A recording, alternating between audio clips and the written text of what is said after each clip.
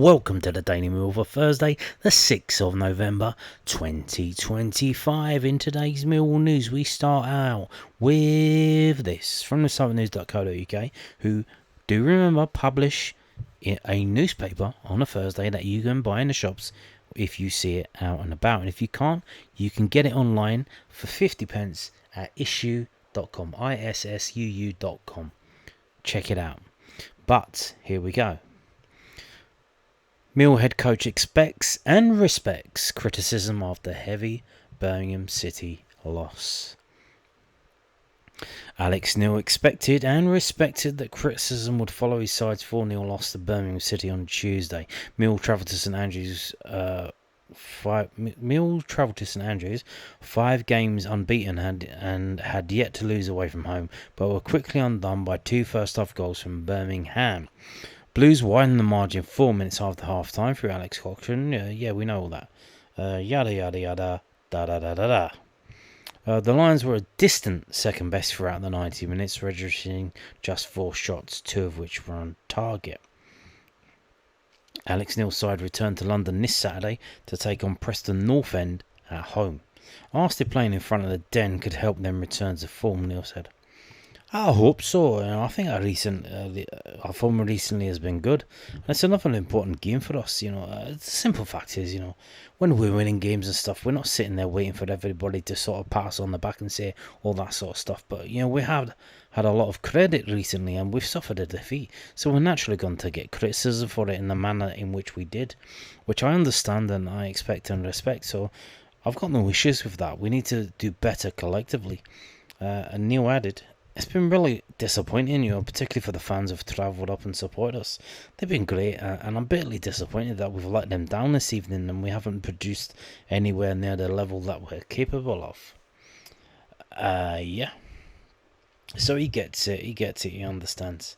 We were so bad that when we were 4-0 down, he made substitutions to make sure we didn't lose 5, 6, 7, even 8.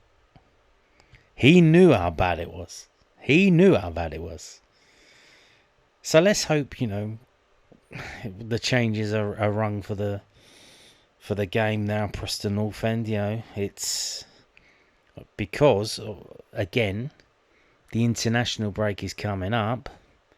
So this is the taste of this, whether it's a defeat or a victory. The taste of that victory or defeat will linger on the tongues of the Millwall fans for the next 2 weeks until we play Portsmouth on the 22nd. So we play Preston on the 8th and we don't play again until the 22nd. So if it's another defeat, if it's another bad performance and a defeat, if it's another heavy defeat, it's not going to be good for the next couple of weeks. I'll tell you that, boy. I'll tell you that, by the way. So, talking of international break, it's coming up. So we have the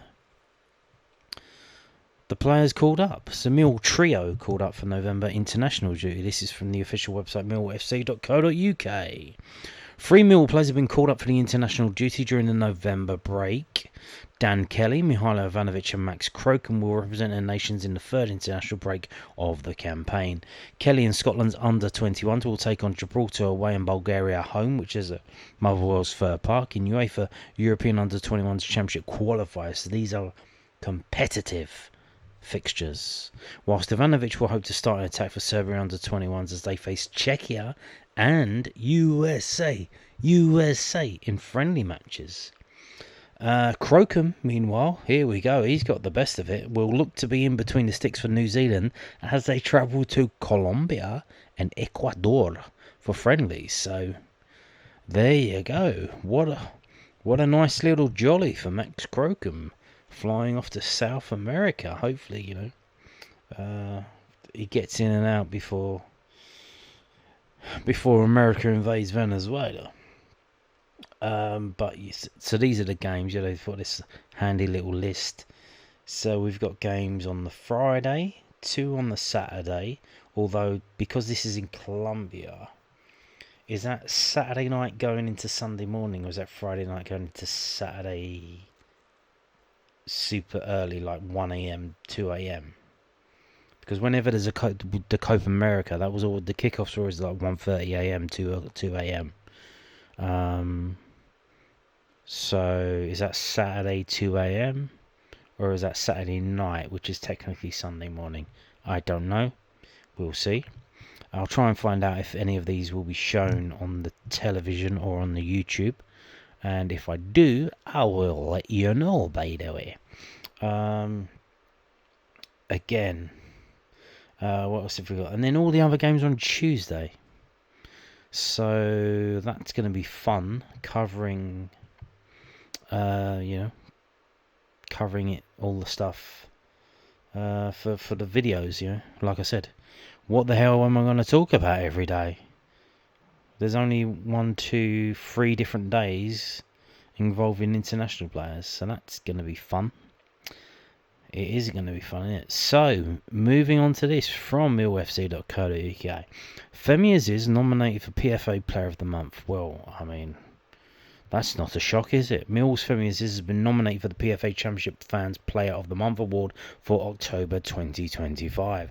The Lions' hot shot scored in 4 consecutive matches in the 10th month of the year, including a stunning effort in the home fixture against West Bromwich Albion, and is up for the fans' vote against 5 other second-tier stars. So he's one of 6 players. Okay.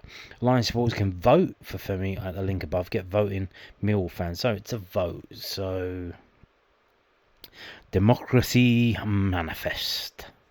So it's not that he's actually the best player, it's just he gets the most votes. And this is a weird website, so it's probably best if you come to the Millwall website and click through the link, because the website is something like campaign.fandrive.io la la la la la la XYZ. So I'll just leave that there with yous. Now moving on to this. Again from the club's official website, millfc.co.uk. Adam Mayer scores as Evans extends Hartlepool loan. 2 separate things, but 1 sentence. Figure that out. Adam Mayer scored the only goal of the game as Cambridge United were winners in the Virtu Trophy on Wednesday night. That's Johnson's Paint, for those of you that know. The Lions loanee scored just 5 minutes into the U's 1-0 victory over Brighton and Hove Albion's under-21s, tapping home at the back post. Elsewhere, George Evans has extended his loan spell at Hartlepool United until the 4th of January 2026. The stopper was between the sticks on Tuesday night as Hartlepool drew 1-1 with Morecambe in the Enterprise National League. And there you go. Coming up on Saturday, Salford versus Cambridge United, and George Evans at Halifax Town versus Hartlepool United. Oh, we've got the goal. Shall we watch it? Shall we watch it? Let's watch it.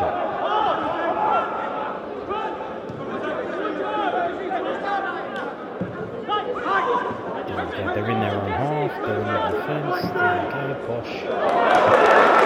There we go. Everyone's excited. Bing. Oh. It's very happy. They're playing a bunch of kids, but they're now in the knockout stages of that competition. Could they be winning that? I imagine they probably prefer to get promoted back to League One, but a trip to Wembley and a Virtu Trophy in the cabinet wouldn't be out of place. Now, moving on to this again from Mill's official website. They're really pumping it out today. The man of the moment, Frankie Baker, scoring 2 goals in the last game. They have put the tickets for the game on Tuesday on sale. Now, you don't have to buy the tickets in advance, really. You can just rock up on the day. The game is being held at the Den. But this is a strong indication. Now, these games, these under-21 games, they do have a reputation of being moved around at the last minute here and there, very arbitrarily. This is an indication that this game will be going ahead at the Den at the time specified. There you go. So, Mill under-21s versus AFC Bournemouth under-21s. They take on them at the Den on Tuesday, 11th of November. Kick-off at 1 p.m. And tickets are now on general sale. Tickets are priced at £5 for adults, £1 for under-16s. But if that under-16 is a season ticket holder at Millwall, they can go free of charge. But, why aren't they in school? They're being homeschooled? Oh, fair enough, So, yeah, you can either buy online or you can just go to the ticket office and get it. But like I said, you can just rock up on the day. Very loosey-goosey, but there you go. Right. Oh, yeah, I want to show you. So, the under-21s not having the best of seasons so far. Massive changes in terms of personnel, players available. They've kind of got this, chunk of under-21 players who are eligible to play for the under-21s, but they're training with the first team. But they're not really playing that often with the under-21s. Especially, on Tuesday, away at Birmingham, there was also an under-21 game away at Bristol. So it's very often the games match up. So you can't really have, the first team squad players who are under-21. They have to go with the first team. They have to train with the first team, maybe travel as a spare player just in case there's injuries in training and that kind of thing. So that kind of depletes the under-21s. But, they got a decent result away at Bristol City the other day, so that's, good to see that. But Bournemouth, it's going to be a hard game. It is going to be a hard game. Bournemouth and Millwall this season, their records are basically mirrors of each other. If you look at Bournemouth, they're fourth in the division. The table is combined north and south. So this is what they're doing this year. I don't know what's going on. They changed it and they didn't tell anyone what they fucking changed. So, we just have to look from the outside in. Bournemouth have played 11 games, won 7, drawn 0, lost 4. Whereas if you go down to Millwall, we're down into 16th now. Well, we did jump up a bit. We're the reverse. We've played 10, we've won 3, drawn 0, and lost 7. So, we're the mirror of them, they're the mirror of us. So maybe it might be time for a draw for both teams, but we'll see. This is Bournemouth's second season at this level. They were, I believe, a Category 1, and then they changed to Category 2. So, they kind of stepped down a level, and they done very well last season, and they're doing very well this season. So, would be quite the scalp if we could win that game. Actually, what we're here. Why is their result so like that? So their home form is very good, and I'm assuming their away form is not that good. Okay, so we do have a chance. Their away form is not good. They won 2, drawn 0, lost 2 away. They've only scored 6 goals away, and they've conceded 9. So they're one of the worst scoring away teams, really, in the division. Although that might be because they've had some terrible away journeys so far. They are quite, they're quite out of the way, aren't they? It's probably a couple of hours anywhere you want to go, minimum. How far is it to get from Bournemouth to London by car? It must be like 4 hours, no? And that's just on a clear road. You're adding traffic. So, but then, if you imagine they've got to go to Huddersfield or Fleetwood. So, fucking hell, that's some journey. So it's no wonder their away form is kind of poor. Now, finishing with a couple of stories regarding the West Kingsdown. I covered this, last week, the training ground updates. We have a discharge of condition report. It's basically a summary of the condition, what it is. No details pursuant to condition 11, safe landscape proposal of that planning application 22-01961-FUL, and then that gives it underneath, and then this is the condition written out here. And basically, so we've got condition 11 and we've got condition 4. and this was about the landscape and ecological management.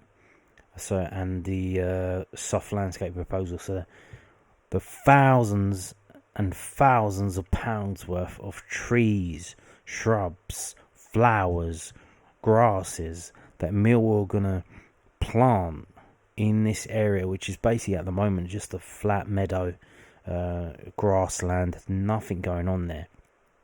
And what they're gonna do is around the football pitches, they're gonna put in, plants and stuff to support the local animals and all that stuff. So that should be good, and then they also have to follow a plan of how they're going to deal with all this stuff, because obviously, managing it, cutting it down, you don't want diseased plants sticking around, all that kind of thing. So those conditions need to be met before they can start building, and they have been met and they have been agreed. And it's dated the 5th of November, so this was just fresh from yesterday. We've got the consultations from the Kent County Council Ecological Department, Sevenoaks District Council Urban Design Officer, Sevenoaks District Council Tree Officer, and they've all finally said, yeah, it's alright, it's all good. And you go down, like I said, it summarises it, all that stuff. The recommendation, granted. It's been granted. Done. Signed off. This one and this one. So that's another 2 that have to be signed off before we can start building. They have been signed off. There's a few more left, especially the one about the drainage, although they have corrected that. So I would expect that's going to be signed off soon. And then the one about all of the community benefit plan and all that kind of stuff. So I think there's probably 2 or 3 that still need to be signed off, and once they are, huzzah, we can start building. Hooray, finally you can start, put the shovels in the ground, let's fucking go. Although the club still have to appoint a contractor. They haven't done that yet, because I think they're trying to go through all of this stuff first.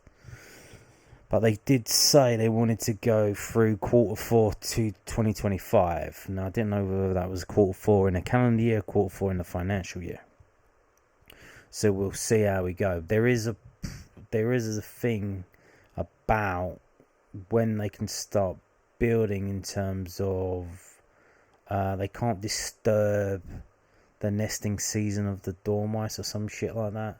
So I think they have to do it through the winter.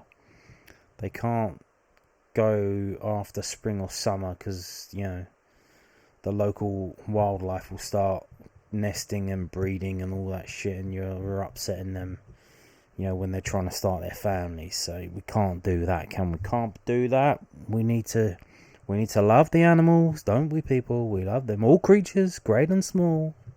We love them. But again, slowly, step by step, forward progress into the future, a better future for me, for you, for the players, for the club. What a future it's going to be. And on that note, thank you for watching, and goodbye.